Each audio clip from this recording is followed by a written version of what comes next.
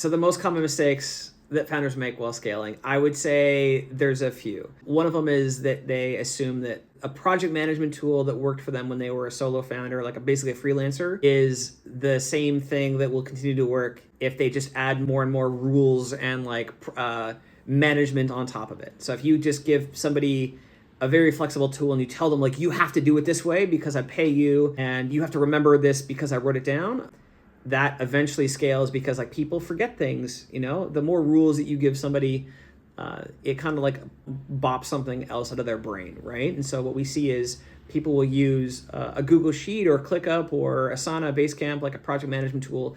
They'll start to add on scale and people to it, and then eventually get to a point where people forget things from time to time, and the founder gets really, really stressed, and they think they need more and more people or a different project management tool to handle that. And the answer, what we found, is like you have to add rigidity and realize the fact that people, no matter who they are, any human being in the earth who will ever be born, will forget things from time to time, even if they're well-meaning. And so we need to have rigidity and like sort of digital train tracks in order to have the people rely on the system, right? So kind of switching from a project tool to a process tool for the repeatable client work. So that would be one thing. Related to that would be the assumption that if somebody is doing really well when they are first hired, they will continue to do well 6 to 12 to 24 months later after they hire. People lose motivation all the time. You get hired and you sort of are running on this emotional high. And so having a rigid process tool gives you the confidence that this, like the performance that is happening now will keep on happening, right? So it's the right balance between like kind of people and technology. The other side and sort of an opposite problem to this is locking down too much stuff way too early. You lock down a process that you were getting far more results from just the flexibility and the experimentation, right? So if you're too small, you don't want to blitz it and add too much rigidity. If you're too large, you don't want to rely on too much flexibility. Really, the answer is a blend of the two. And so like the way that we work is we build in stages, and we absolutely refuse to build everything all at once because people don't evolve like that, right? So you have to account for change management and the evolution of a business, and that does happen in stages, even if you have a vision of like, oh, in the future, my business will be perfect, okay? So that's another one. Related to that would be separating the documentation from the tool. So assuming that people read instructions.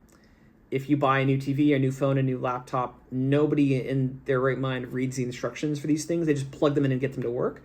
And so what some people do, I think it's better than nothing to have SOPs. It's better to have them than not have them at all. But really what you want to do is take the instructions and like the rules of your process, the business logic, and bake them directly into the process tool.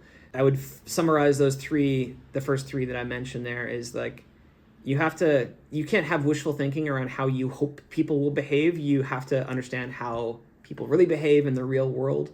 Another one would be mapping a process. And what you end up doing sometimes is mapping a process that doesn't need to happen at all. And so the way that we think about process mapping is not mapping a process, but mapping an offer to value. And so a lot of people make documentation and flowcharts for processes that either don't need to exist or are not connected to value. And so the way that we approach it is starting with the offers made to clients, the offer made to team members, the offer made to you as a founder. So you as a founder want to run a business that's easy to run, profitable, you get to do strategic work. And so we need to create a system that allows all those things to be tracked and happen so that you're aware of them. Same with your clients. Clients' value is pretty straightforward. People don't pay for deliverables, they pay for the results those deliverables create. And so that's the function of like client reporting and dashboards and checking in on like tickets and support and things like that. And then for your team as well, team KPIs, whatever. So what people end up doing is they map a process and they have this mishmash of like AI agents and tools. And the way that we like to think about this in terms of like the offer to value flow is that of an assembly line. Right. If you think about your business as like most people's business started off as like a little workshop and there's like work happening and things kind of get done. But to scale, you don't really need that much automation really at the start. What we find works really, really well for our clients is you take this service that's being done by people and you align that with like an assembly line model where there's sort of deliverables that happen and those deliverables move along a process from end to end. The end of the process is not when the deliverable is done and shipped to the client. The end of the process is when value is provided to that client. And you as a business owner go from like coordinating things and trying to manage everybody to looking at the flow of how deliverables happen, see where the bottlenecks are. Maybe you move people around, maybe there's an automation or an AI that's added from time to time. And so I suppose if I were to summarize, the last piece would be a founder that continues to treat their business as a workshop, they're an artisan, or one who thinks that management is a necessary function to get a repeatable process done, is one that will always continue to struggle to scale, or will have lower and lower profit margins, because they think the only answer to scale is hiring A players that can do work. And we think the answer to scale is recognizing that you don't want to need A players. You want to have a sort of a digital factory, if you will, where you sign a client and they just churn through and get value, right? So lots of things to say there, kind of project to process tool, thinking about SOPs as a necessary evil, but really what you want to do is recognize that people don't read instructions, not locking down your process too early,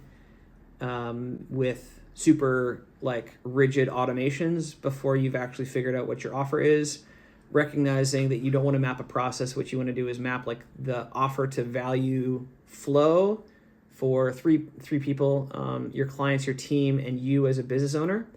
Those are the trends that are shared in common with our clients at scale the fastest, would be those, fixing those things. And I think that's all I can think of right now. So hopefully that was useful.